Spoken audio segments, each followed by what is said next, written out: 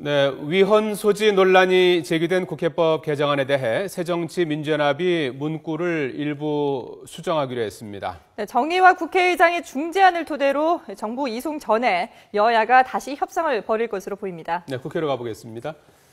자, 김지선 기자. 네, 국회에 나와 있습니다. 예, 국회법 개정안을 놓고 그동안에 여야, 그다음에 당청 간에도 이제 약간의 갈등이 있었는데 말이죠. 새정치민주연합이 정의와 의장이 만든 중재안을 수용하기로 최종 결정한 겁니까?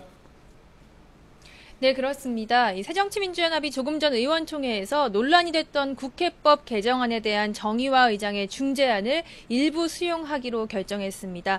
이 정의장의 중재안은 시행령 수정의 강제성을 완화하기 위해 국회의 시행령 수정 요구 권한을 명시한 문구 가운데 요구를 요청으로 바꿨는데 여기에 동의하기로 한 겁니다.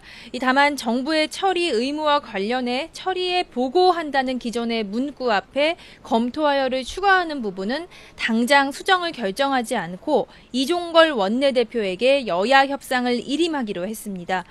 이로써 박근혜 대통령이 거부 의사를 밝혔던 국회법 개정안이 원안 그대로 정부에 이송되지 않고 여야 합의로 일부 수정돼 국회로 넘어갈 수 있게 됐습니다. 새누리당은 이미 의장 중재안에 대해 긍정적인 입장을 밝혀왔는데요. 이 새정치민주연합의 이 같은 결정을 의미 있게 생각한다고 밝혔습니다. 또 국회법 개정안을 둘러싼 정치적 논란을 해소하기 위해 끝까지 야당과 협의하고 노력할 생각이라며 이를 위해 이송 시기를 좀 더 연기하는 방안도 국회의장과 야당과 함께 협의한다는 방침입니다. 앞서 정의와 국회의장은 오늘 새정치민주연합의 의장 중재안 수용 여부와 관계없이 국회법을 정부에 이송할 예정이라고 밝혔습니다. 하지만 새정치연합이 정의장의 중재안을 일부 수용하고 협상에 나서기로 결정하면서 여야의 협상 시간을 주기 위해 정부 이송 시기를 좀 더 미뤄줄 가능성이 커 보입니다.